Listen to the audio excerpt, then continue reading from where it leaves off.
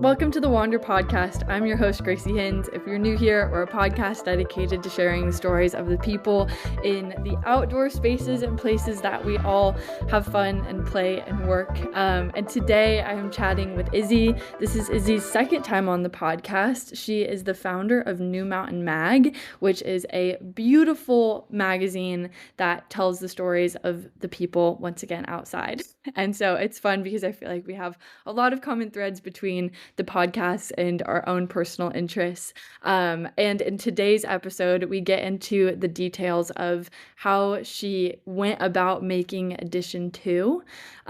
We go through some of the stories that are in the magazine. We talk about the ups and downs and challenges from the first edition to the second edition. We talk about global distribution and lots of other just fun little things that I feel like I got to nerd out about because I'm just so excited about print and stories, and especially when you're talking about taking things and putting them in print to make sure that they're timeless. I feel like with social media, like we don't really have this thought of like, okay, like how is this story gonna hold up in the next 5-10 years? So yeah, we talk about all of this, and Izzy's just such a rad human, and so I'm really excited that we were able to chat and do this podcast again. So yeah, without further ado, here is Izzy, and I hope you enjoy it.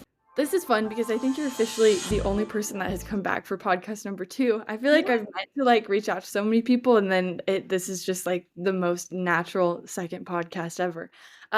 But we have the release of New Mountain Mag 2.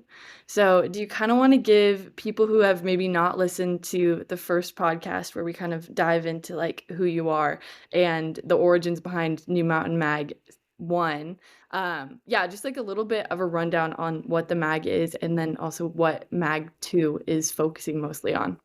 Yeah, definitely. So yeah, I'm Izzy. I'm the founder of New Mountain Magazine. I've just released issue 2, which came out 2 weeks ago now, which is super exciting. And the magazine has kind of gone on an interesting journey where I launched issue 1 back in March, I think, which was really cool. And basically, issue 2 is following a very similar ethos of sharing adventure stories and outdoor stories from the outdoor community in its massive breadth of what that can mean to different people. And yeah, it's really exciting. Double the print run. We distributing globally now, which is super exciting. So everyone can buy it pretty much everywhere around the world, and lots of shops and stores are stocking it as well, which is really cool. And I'm really excited to get it out. Holy cow. Well, the global distribution, I'm like, wow, there's like so many little like nitty-gritty details of all of this that like I really want to dive into. But I kind of would love to first hear just about how like what the workflow of it has looked like, because I'm trying to remember the last podcast that we did. I think that was June-ish. I think it was June, beginning Yeah. of June, I want to say, because there had been like a couple of months between when the first one had come out and when we talked. But at that point, like I think you would kind of you were like, oh yeah, I'm like finally just like starting to get into like working on 2. So like what has kind of the process looked like from then until now? Yeah, so the first one was hard, but the second one's been way harder, which I thought would be easier because I've done it before, but it Mhm. turns out it wasn't. I think the first one I did it over about 6 months, and it was like building up. There wasn't any deadline. It was like whenever I could get it out there, and yeah, I just kind of went with it. But for this one, I wanted to get it out 6 months after the first one, and I didn't really start doing anything really until about May. So it's been quite a big shift to get it out for end of September. Um, so yeah, I started May time was when I started contacting contributors, like getting lots of different stories, figuring out kind of the curation of the magazine and how I wanted it to look, who I wanted in it, or who I thought I wanted in it. Um, and that actually takes a really long time because it takes it's just like crazy admin. Like it's really fun and you think it's really exciting, but actually all it is just like so much email table tennis that you're just like sometimes you lose your mind. But it's all good. And usually it wrapped up by the end of July, I'd say. I kind of got everything I needed to. And then by August I just head down and tried to pull it all together. Like it's more pages than last time. I think it's like 230 pages. So it's a few more pages. It's a big piece of work, and yeah, it took a lot of tweaking and thinking, but I think it was helpful having the model that kind of like created direction from the first one. That really helped to create the second one. And then yeah, sent it off to print in September, and then you just leave it and you just have to wait. And then you get your copy. I get two kind of proof copies back, and then they're like the scariest thing to open. Because they've already printed like whatever, the 1,000 of them already. So you're just hoping that there's no giant mistake on the front cover by then. But hey ho, it's all good so far. But and then yeah, so what I did this time was I've split it. So I've got half I'm direct to customers, I'm sending them all out, and then the other half I've got a global distributor who've got a warehouse in Europe, and they're helping me send all this wholesale stock around the world, which is really helpful because customs and like postage is not the easiest game, especially when you live in the UK with Brexit and everything. So that's kind of how the model is working at the moment, which is really cool. I've actually already started working on issue 3 because I don't want to leave it so late this time, just because you've got to get on it. But yeah, it's super exciting, and I'm just really happy that people are buying it already, and like got lots of lovely messages about how they're connecting with it, which is kind of what it's all about. I'm so bummed. I think mine are coming today. They've And been delivered. I got a message. oh my gosh. Okay. I know. I was like, I'm gonna be missing it by like 12 hours. But Sophia already got hers. Yes, And she was like, oh my gosh, it's amazing. So I'm excited to go home and get them. I also bought 5 I know you because did. you're probably like, what's Gracie doing? But like, No, I was like, I usually ship by like the UK postal like Royal Mail, and I couldn't really ship 5, so I've done DHL. So they've come like direct to you, so I know that they've arrived. yeah, no, well, like with the first one, I was just bringing it around with me, and it's like you stop at like a friend's house, and it's like I just wanted to keep leaving it with people because like Oh, people would bless you. start reading it, and then I'd be like, no, like just keep reading it, like you need to keep it. So I'm really excited to get them. So kind of like the challenges of like the first one versus the second one, and Yeah, like kind of jumping into this one and being like, okay, wow, like this was harder than I anticipated. yeah. Was a lot of that coming down to the fact that it was just kind of like that tighter time constraint, or like what were some of the other things that you kind of were shocked by, of yeah, the challenges of issue 2? Yeah, definitely. I think when you put something out in the world, there's like a really big sigh of relief. Like it's done, like you pulled it all together, and I don't know, it felt like it's like done, and the kind of the energy and the mental strength to like let's do this again was hard initially, and to think, can I do it again? Like Mhm. how am I gonna make it feel like it's evolving and also still part of the same thing? Um, so I think in terms of like curating the stories, I wanted to make sure that I still had those kind of not grassroots, that's probably the wrong word, but like stories, like there's really interesting niche stories that maybe aren't all over social media that everyone's already read Mhm. about. Like there's so many cool stories out there, and it's trying to like fine pick which ones I think would be cool and which ones I think are really cool stories, but actually maybe they don't fit the narrative of the magazine. So I think that was really difficult. I think try to work with more brands with issue 2. I think like print doesn't, like, you know, it's an expensive medium, and I think I doubled Mhm. the print run, and that was definitely a challenge financially to figure out like how I could like cash flow, like how I could get these Mhm. printed. Um, and yeah, I think that was probably a big deal. I think I do a lot of freelance work around this. This is almost like a side thing, but it's becoming more and more like less of a side thing, which is really exciting, which I kind of want it to be. But financially, it was really hard as I wanted to double the print run, and um, so many people contact me being like, have you got issue 1? Like, I want to get issue 1. I'm so sorry. Like, it's done. Like, it's gone. Like, I literally have 4 copies here that I'm just at home that are just sort of for the archive, you know? I'm gonna keep. That yeah, But it's um, cool too because that keeps it yeah, it's like issue 1, once it's done, it's done. Yeah. I know lots of people say, like, "Will you do a reprint?" And I think maybe. I've got a plan of doing a, online journal, so I can put some Mhm, of the stories that were in issue 1 online so people can read them, which I think would be quite nice. Some of them will work quite well digitally, some not so much, but that's an idea I've got. But, yeah, I quite like this idea of it's kind of an exclusive, limited edition thing, like, it's a book and, yeah, when it's sold out. So I think if I can print more in the future and have more of a kind of backlog of copies, I think that'd be really cool. But I think everyone's always keen to get like the latest thing, aren't they? The latest copy. So mhm. yeah, it's just the way it's going at the moment, but we'll see. I will admit, there are I feel like there's certain, like, magazines especially that are in the style of, like, what you're doing, where if I find out about it after it's had, like, 5 prints already, I get so excited, and I'm like, "Wow," like, I want all 5 of them, like, on my shelf. So, like, I'll go back and Yeah, totally be bummed when there's, like, not other ones that you can buy, but then yeah. at the same time, it also keeps the excitement of, like, yeah, it's not gonna be here forever.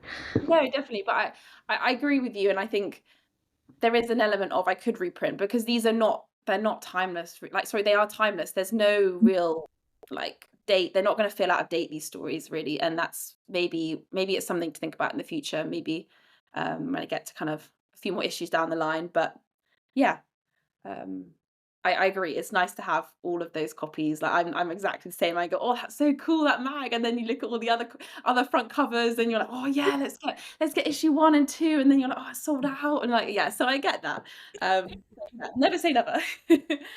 I'm curious when you're looking at the stories that you want to put in the magazine and, like, have this timelessness to it. Like, I feel like that must be one of the hardest things because it is challenging because I feel like there's, like, personal things that, like, you can get really excited about, but then it's like, "Okay, maybe I have to take a step back from that and be like, okay, but this story isn't gonna hold up for the next, like, 5 years." So I'm kinda curious, like, how you've yeah, like, how you've kinda navigated that, and then also, like, how I don't know, like, maybe even, like, picking a couple of stories to tell us about that, like, you feel like fit that timelessness, like, so perfectly.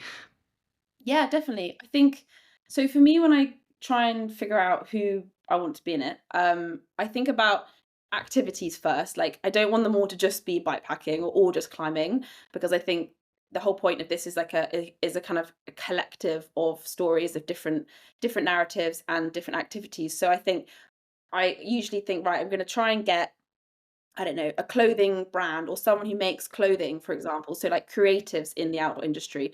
I think about can I get someone who's maybe doing trail running, someone who's doing horseback riding, someone that's doing cycling or like splitboarding. So this idea of like showing lots of different like ways of moving through the outdoors. So that's definitely important. Um, and then in terms of like timelessness, I kind of think about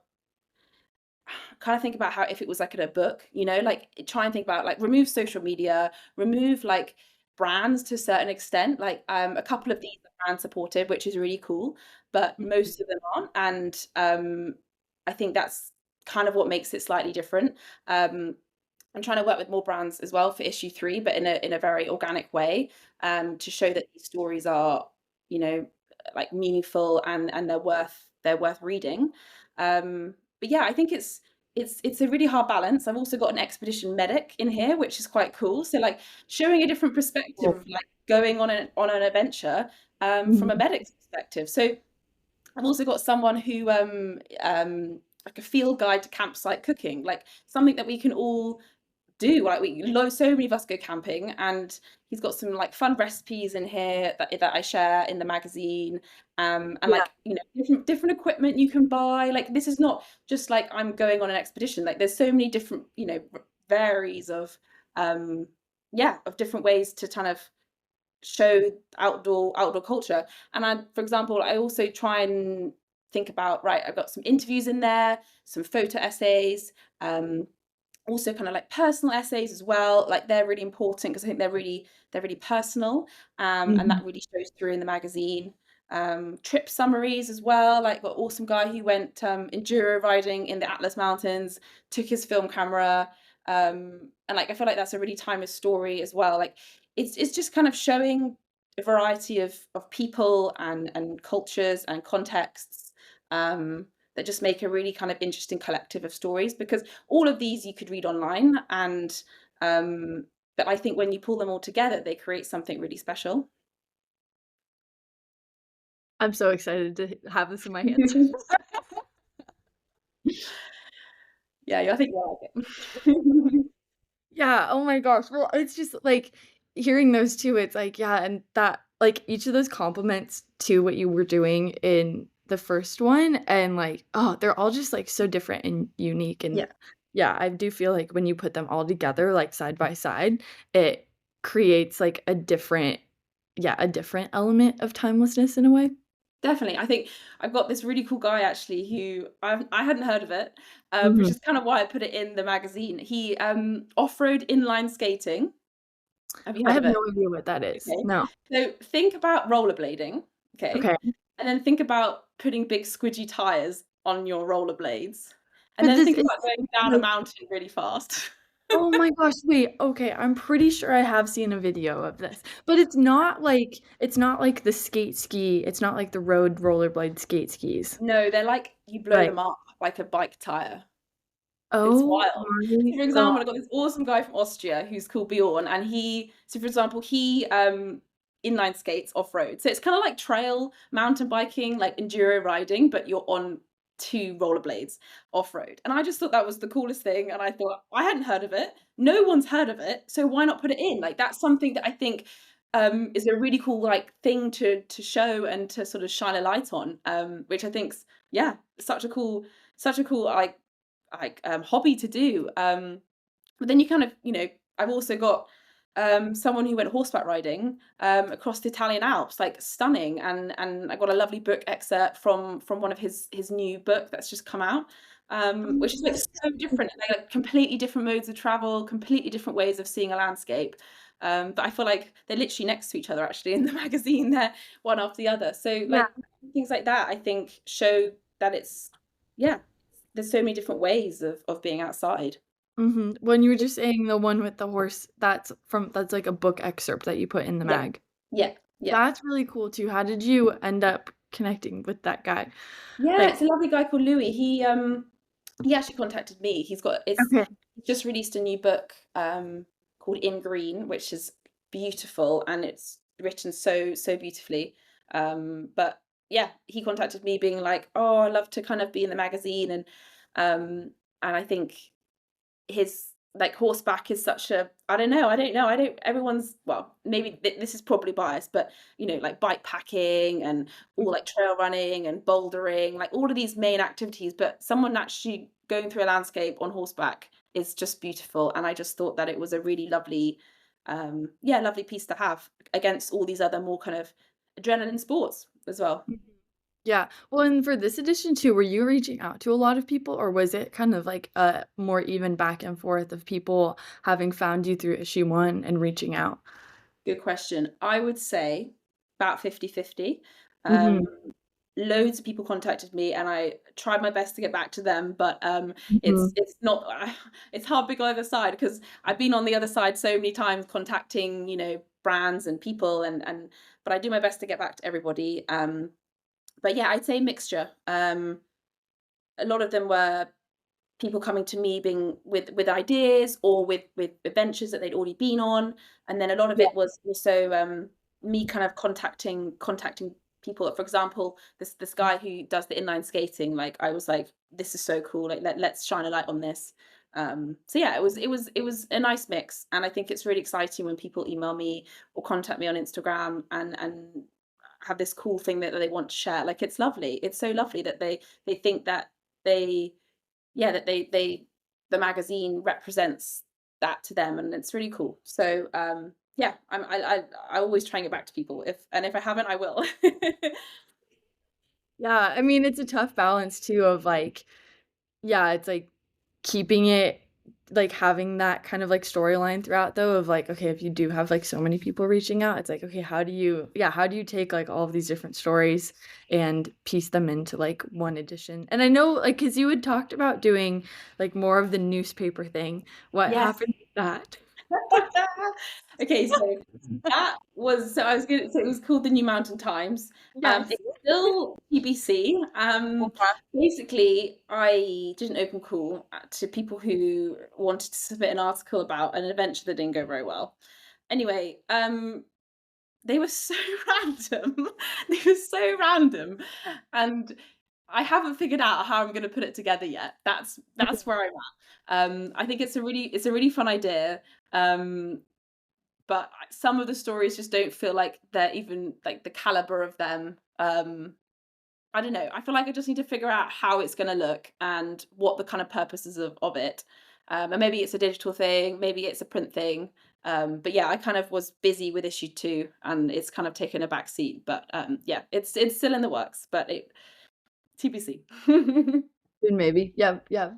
I'm curious, so working with brands this go around, after Yeah, having, I remember like this was a lot of the conversation in our last conversation of yeah, like now you have a print edition of it, and it's something that you can actually give out to people and be like, "Hey, here it is. This is what yeah, it looks like. This is the message. This is the yeah. vibe." So yeah, like how have you gone about that in issue 2? Have people like once again, it's like, is it kind of been that like 50-50 of people reaching out to you? Are you reaching out to a lot of brands? Yeah. And how are you telling like both the stories that you kind of maybe already had and then like the stories that the brand has? Good question. So I think I did struggle for issue 2. I think having only one magazine out, and I only printed a certain amount of copies, and it wasn't globally distributed. I think a lot of brands weren't that interested yet. I think I sent lots of copies as you do, to lots of people, and I think it just wasn't really there, like wasn't scaled up enough yet for probably them to be interested. Mhm. However, saying that, so actually I got 1 or 2 supported stories to interviews that have been supported, which has been really cool. Mhm. But what's interesting is now for issue 3, now that issue 2 is out, and I've got some maybe big hitters in terms of like Chris Burkard on the front, for example. Um, People have started to take notice of it now, and I've had some cool meetings actually this week. Um, and I think it just takes really long time to sort of build up credibility and your community. And yeah, I think the more back to back issues you can do, the more it builds its presence. So I'm finding now starting to figure out issue 3. Yeah. Lots of brands are interested now, and they weren't when I just had issue 1. So I think Wow. it's Mhm. the timing thing, and it's just one of those things. Like it's really annoying from my part because I'm like, Mhm. oh, I want to get these people in or these stories in, or kind of, let's Mhm. be honest, like get paid to be in it. Like as blunt as that sounds. Um, and they're not interested yet really often in terms of budgets, and I totally get that because it's such a small magazine. But hopefully it's changing, and yeah, it's been much more like received in a positive way now I've got issue 2 out, so hopefully good things will come. How did you connect with Chris Burkard? He came to me. He messaged me, or the new mound he contacted me on Instagram, and was like, "Yeah, love the creative direction. Can I write a piece?" And I was like, "You're having a joke, like, of course you can." And then yeah, he wrote a very personal essay about moving to Iceland, moving from California, writing about burnout in his industry and as a photographer.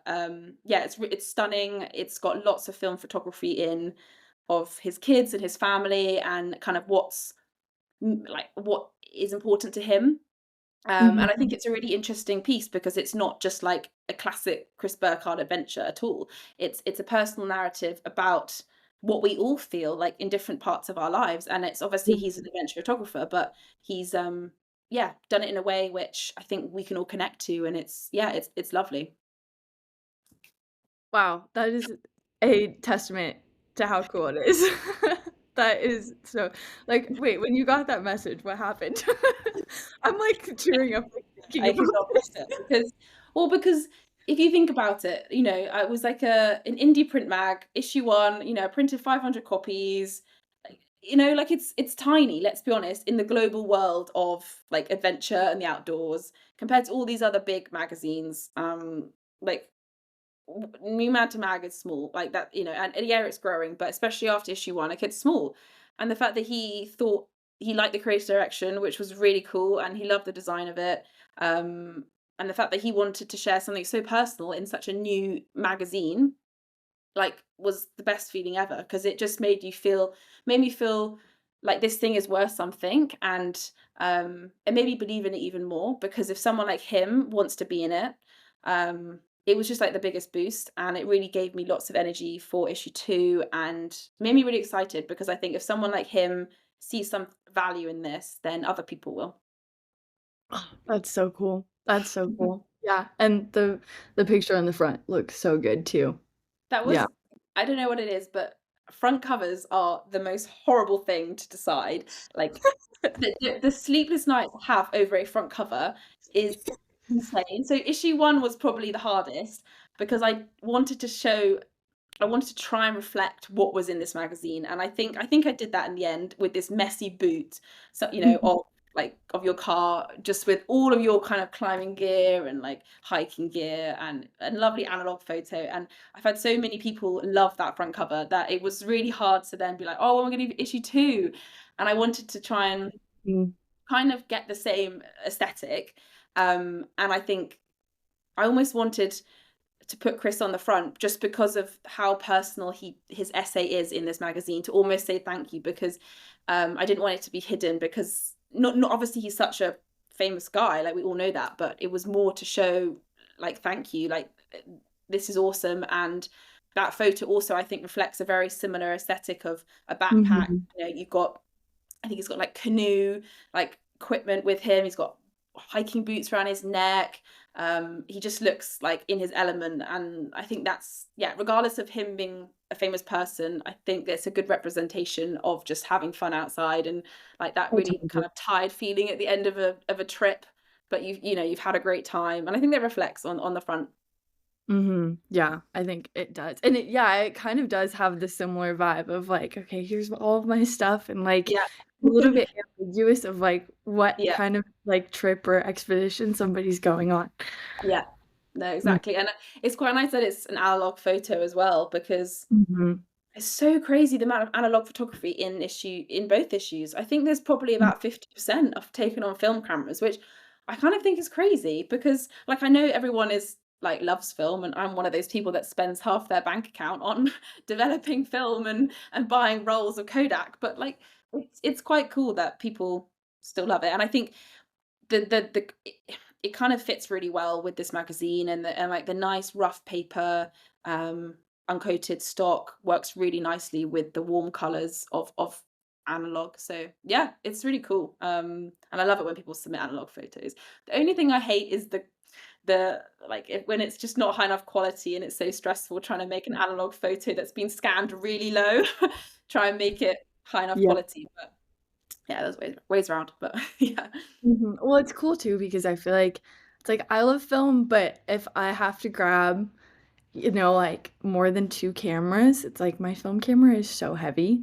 And so choosing to take like that's where like I'm like, okay, that's like the line that like I give these people props because usually I just don't do it. Like or if especially I don't know, if like I have to like trek it up a mountain, I'm just like, okay, I already have my other like heavy cameras. So, Yeah. yeah, I give serious props to people that are doing it. Yeah, no, that's true. I feel like the whole point and shoot like world, it makes it so easy because they're so small and so easy, but I'm with you. I feel like I always just think it depends on what you're shooting, and I often shoot I don't really ever shoot analog for work. It's more just for fun memories and holidays. Like it's just quite nice to have like a roll that was taken on holiday, like, but yeah, it's really cool. And I, Yeah. yeah, love it when people I submit. I do have to give my sister though a quick shout out because when we were running around I think we did 4, 5 events together this summer, I think. Uh-huh. And like she was just like, I'm gonna shoot all of these on because like we're just doing it. I mean, like at that point it was like we were mostly just doing it for fun. And she was like, I'm gonna shoot all of these bike races and trail races on film, which is so cool. Yeah. And nobody else is doing it. I think I've Yeah. met like one other person that will like kind of shoot like bike races on film, Yeah. but I mean like the curveballs that you get hit with are just Yeah. like so much more extreme. Yeah. Uh, and I like it just adds like such a different personality to like Yeah. a race, which is usually, like much more like athletics focused. Yeah, and I just like every time that she'd get those back, I was like, okay, well, like this is really cool. And then Yeah. the two of us were kind of like playing around with like I was like, dude, like what if you shot like a bike race on like Super 8? Yeah. Well, yeah. So I was like, oh man, like that would be really cool. So I don't know if I'll be doing it, but I think like Sophia will probably do it. But I was like, oh my gosh, that'd be so sick. Especially Yeah. if there was somebody that like wanted to take that and like turn it into like more of a story of like, okay, like here's a bike race shot. Anyways, Yeah, Grace, no, agree. I think it's long awesome. side There's tangent. one guy I know, he's in the magazine called Sam. He shoots a lot of film on for Mm-hmm. like trail running races, and yeah, hats off to him because there's just so many things you can't control and you have no idea what you've got when like especially for races like you say they go so quick. So yeah, awesome that your sister's doing that. Really cool. Shout out to Sophia. Okay, I want to hear like a little bit more about some of the other stories that are in it too, just like Okay. brief overview. Or Yes. if there's kind of like any way that you have it like laid out too. In terms of laid out, what do you mean? I don't know. I feel like with the first one, no, actually I think I just made that up in my head. It's like I feel like I was thinking that there was sections, but now I think I'm thinking of Mm, something else. they're chapters for sure. Like I Yeah. try and make it a mix. So you kind of got photo essay, like into an Yes. interview, into like a guide or something. But yeah, like I feel like I'm just having a look now on all of the different stories. One of the really cool ones, it's actually the first one. It's called Arctic Sisterhood, and there was this group of 6 girls who it's kind of wild. They one of their friends did a teaching assistant job in Svalbard. Like, what a place to do a teaching assistant job! Whoa. I thought that was so cool. Anyway, all these girls, I think a couple of them had known each other and the rest of them hadn't. And they all just decided they were going to go to Svalbard to meet this friend, and just go sledding and just go exploring around Svalbard. And it's pretty cool. And they got some beautiful photography. Like they're all standing there with their guns because of like polar bear risks, and it just feels that this I don't know the way that they've taken the photos, but it feels really timeless, and it almost feels like it happened like 30, 40 years ago, this story, which I think is lovely. And yeah, like none of them are like photographers or like writers or anything. They just love being outside and they just take some beautiful photos. And I think that story is a very much a representation of New Mountain and how it started, of people just doing stuff for fun and sharing it because like why not? It's such a lovely story, and it's a lovely like representation of friendship and like coming together, and also being female, like going to Svalbard, like all the dangers that has, I think is amazing. And so I really wanted to show that because I think it's such a lovely story, and it maybe will help inspire more girls and women to like go and do these more gnarly trips and explore these places, because yeah, it's really cool. And they're lovely. And yeah, so they're like number one on the contents. We've got, what else we got? I got an interview actually with Meryl One Trail. So the creative director did a nice little interview with me about, yeah, about the brand, like because it's such a new sister of Meryl. And that's quite interesting, kind of their fusion of lifestyle and the outdoors. And like that's not adventure focused. It's very much focused on like outdoor lifestyle, but I think it's quite a Yeah. nice, interesting, different kind of perspective. Um, what else we got? Oh yeah, lovely guy actually. I was telling just now about film. He wrote a beautiful essay about moving in the mountains with his mum, who's terminally ill, and how the mountains are such a healing place. And he lives, I think he lives in Chamonix, or he lives that part of the Alps. And it's just a lovely, beautiful photo essay and story of just, it's called What My Mum Taught Me About Alpine Flowers. And it's just stunning. And it's just like, I think a lot of people, a lot of us, like, struggle with grief and struggle with sadness. And actually it's a representation of the outdoors as a healing place. It can be obviously be such a wild place where you can go, like on the first story, exploring, but actually it can also be such a healing place, and it can make you feel kind of as one, and connect back with your family and things. So like that's a beautiful story, which I feel like isn't, yeah, it's not just about adventure in its purest sense. That's just about finding yourself and being amongst the mountains, really. But yeah, like we got what else is in here? Just reading. We've got, oh yeah, I've got a nice interview with Gabby Thompson and Lael Wilcox from the women's bikepacking rallies. Oh, So fun. they, yeah, they set up, well, you probably know, they set up the Commute to Women's Bikepacking Rallies a Yeah. good few years ago now. Anyway, they did a lovely interview about why they set it up and the challenges that you know Hmm. females face with bike packing and going on trips, and trying to break down all those barriers and basically make it feel achievable, fun, and a community around that. And I think they've been super successful. I think their rallies are like, they think they do two a year. Yeah, they sell out super quick and they just look like so much fun. I don't know about They you, but look so cool. I would love to go on one. yeah, no, same. They look awesome. And so yeah, that's a like lovely, positive, fun interview with them. And they've got some very fun photos as well to go alongside that interview. So yeah, like it's a super big mix. And that's what I think hopefully we'll want people to buy it, because it's just Hmm. really fun collection. Which hopefully makes it a bit different to maybe what all the other adventure mags are doing. I don't know. Um, I'm curious about your global distribution now. Yes. And um yeah, how did you end up getting that all set up, and like what made you go, because like I mean you were hand shipping all of them. So Yeah. is it complicated to set up global distribution? Like what made you go that route? How does it Yes. change things? Yeah. So I just got a bit, it was taking up so much of my time.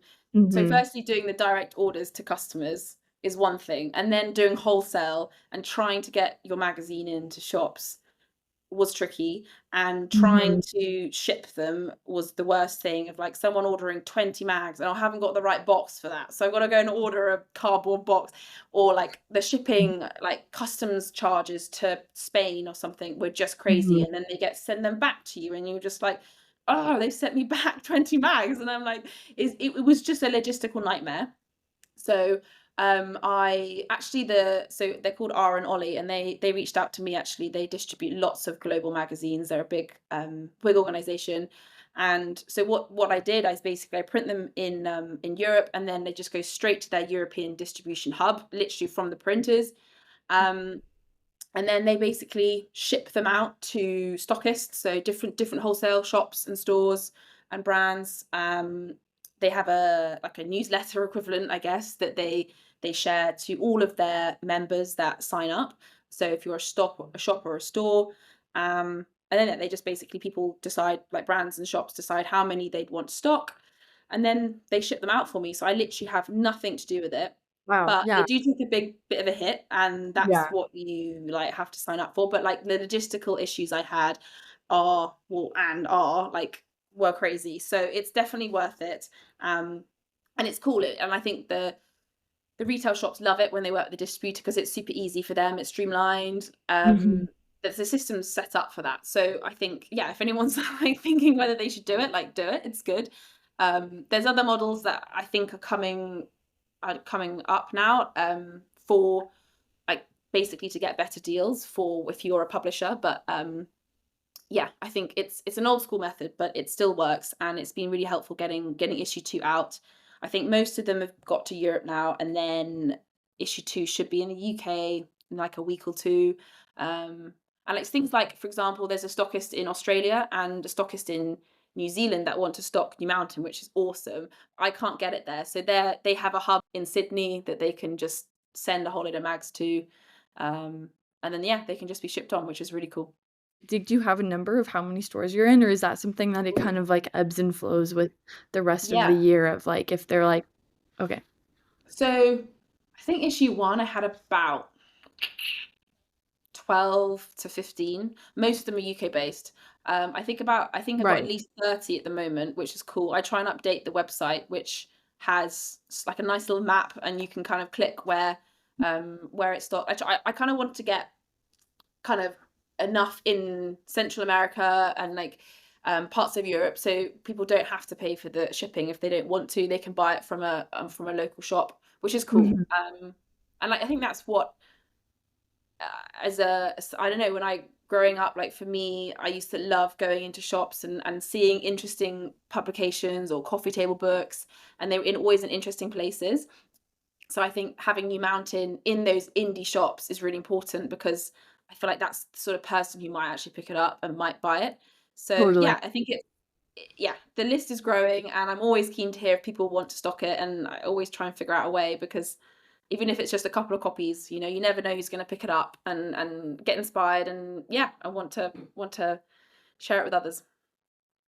That's cool. Yeah, and I mean that's just a game changer too for both your mental health with Yeah, not having to deal with that as yeah, much, and just definitely. like accessibility for people. Yeah, for sure. And then also there's what's it called, direct to customer fulfillment as well. So I think I probably will do that in the future. Again, like sending single copies. So like Canada on a postal strike right now, so all of the Canadian copies have just been sent back to me, and it's like no, it's just Whoa! Wait, what? crazy. Why do they Um, just send them back? They don't I just like hold know. them in Canada? I The agree, and then I US have to is just repay for the down? shipping. So yeah, it's Oh, that's dumb. yeah. Anyway, that's just what it's like being a indie publisher, I guess. It's just yeah, how it goes, but we'll see. Yeah, what have been some of the other like random things like that that you've been hit with? Where it's like, okay, Canada's postal service is down, or like, yeah, I feel like those are things that people just don't normally think about. No, it's shipping really, and I think I do my best with customs, and I do all the right forms, and I go through all the right procedures, but I still get emails from people who are very upset that they've had to pay, I don't know, 14 euros because of their customs problems, or and I find that really hard because it's completely out of my control. I do the best I can, and I'm not a big company who has got all this set up. Like I'm trying my best, and I think that's the hardest thing, is when you get those kind of those sad emails that come in, and you do your best, and you know you refund them or whatever you do. But I think that's the hardest thing, is trying, like when it's direct to consumer, because you're so I'm so grateful that they brought a copy, I don't know, from Greece, like how cool, or from the Philippines, and then for that to get all that way, and then they have to have be charged on their doorstep, is just I find really sad, and I find it really annoys me. So I try my best to like mitigate that, but I think when I get those emails from customers who are not very happy, I think that's yeah, that's the most annoying thing. Um, but I've kind of got a list of countries now that I know, which I'm not that happy to send to. So I don't know whether I'll take them off the list, but of where I can ship. But we'll see. Depends on how many orders I get. But yeah, Yeah, yeah, the ins and outs of shipping yeah, stuff. Okay, so you have a few launch parties coming up. Where yes. are Well, you? Is there one? Is there more than one? Give a little rundown. yes. So What? I'm doing a launch at Centre Commercial Outdoor in Paris, which is very Mhm. exciting. So we've got mag sale, obviously, and then three stories, I think, in issue two were also made into films. So we're doing some film Oh, cool. screenings, which is Mhm. really cool. So we've got it's called Ride to Ride, by Henna Polisari and Karen Ekman, and they've got this Mhm. lovely story of going bikepacking with your snowboard on your bike, and then finding some like really out of the way, beautiful kind of like I don't know, like not fjords, but like really lovely lines, and yeah. And then going back bikepacking again to find the next one. So that's a lovely story that we're going to be showing, because that's come out as well this year. And then we've also got Bjorn, actually the inline skater. He's got a little short film. He's brought out skating in Iceland, which is cool. So yeah, we're gonna have some films, some food. Um, it's just like chilled, really. Just people can come, grab a mag, have a chat. Like, my French isn't great, so people won't hate me for that. Um, but yeah, it's good. And then I'm hoping to do a couple of pop-ups in the UK. I've got one actually planned in November down in Dorset, where I am based, which would be cool. And then yeah, hopefully get to some film festivals as well, because it's film festival season, isn't it? And sell some Mhm. mags there. But yeah, it's see how it goes for now. Mhm. Yeah, I feel like the in-person launch side of it is just like fun because it's like you get to celebrate all of the hard work that's been put Yeah, into it. Mhm. no, definitely. It's exciting. And it's nice to see people come out and buy it. And actually think that they want to, spend their, I think it's a Thursday night, and come out and grab a Mhm. drink. And yeah, it's cool. So I'm looking forward to it. So yeah, if you're in Mhm. Paris on the 16th, yeah, come down to Centre Commercial Outdoor and say hi. Love it. Okay, do you have any other like notes on this edition to like leave people with or pique people's interest? Ooh, good question. I feel like if you love the first one, you're gonna love the second one. It's very similar in style. But yeah, I think it's just another eclectic mix of stories related to the outdoors that all together make a really lovely book. And I feel like it's not one of those things that you should just read back to front to cover, back to back. I think dip in and out of it, like enjoy looking at the photography, enjoy reading about the stories. Everyone's got a nice little blurb at the back, like who they are, what they do, so you can kind of get inspired by if it is their full-time job or if it's not their full-time job. And yeah, and I think just hope people will enjoy the curation of stories and hopefully find a couple in there that they can resonate with. Mhm. Okay, and what else can people be on the lookout from you? Digital journal? Question mark? Possibly, yes. So Yes. yeah, that's just another admin thing I got to sort out. But the plan is, yeah, maybe to put some of the stories up online so people can read some from issue 2, and also Mhm. kind of promote things that are happening. So not just that are in the magazine, but other stories which are really cool, but maybe don't fit the magazine in terms of being in print, or if they're Mhm. video based. So maybe that's the plan, is to have a little journal section on the magazine. But yeah, not sure about timelines for that. But yeah, that's the plan. But yeah, I think in terms of New Mountain, I think it's just I'd like to, yeah, keep going, get issue 3 out. I have an idea of doing a film festival at some point, which would be really fun. And sharing kind of similar stories, like I wouldn't say budget, but not the super high end big media production stories, but actually the more like middle ground, I guess, of people making films. That would be quite cool. I think maybe something for next year or the year after. So yeah, keep your eyes out. Yeah, that would be super cool. Yeah. Rad. And then where can people find you? So online, newmountainmag.com, same for Instagram. And yeah, hopefully in shops near you, I guess, in terms of we're hoping to, I'm just, yeah, trying to get it into as many outdoor retailers and indie shops, indie mag shops, lifestyle shops, that hopefully people will, yeah, pick it up and yeah, connect with it. So yeah, lots coming. Yeah. I'm just gonna throw this out there too for anyone Okay. listening. This is also like the most perfect Christmas present to get people. Yes. It's like, Give I know people before we season. started recording, we were noting that it's already October 9th. Um, Perfect. yeah, Get it so it's before they're Christmas. sold out. Yeah, before they sell out, buy them and give them to all of your loved ones. Yes, definitely. No, great Christmas present, I agree. Yes. Yeah.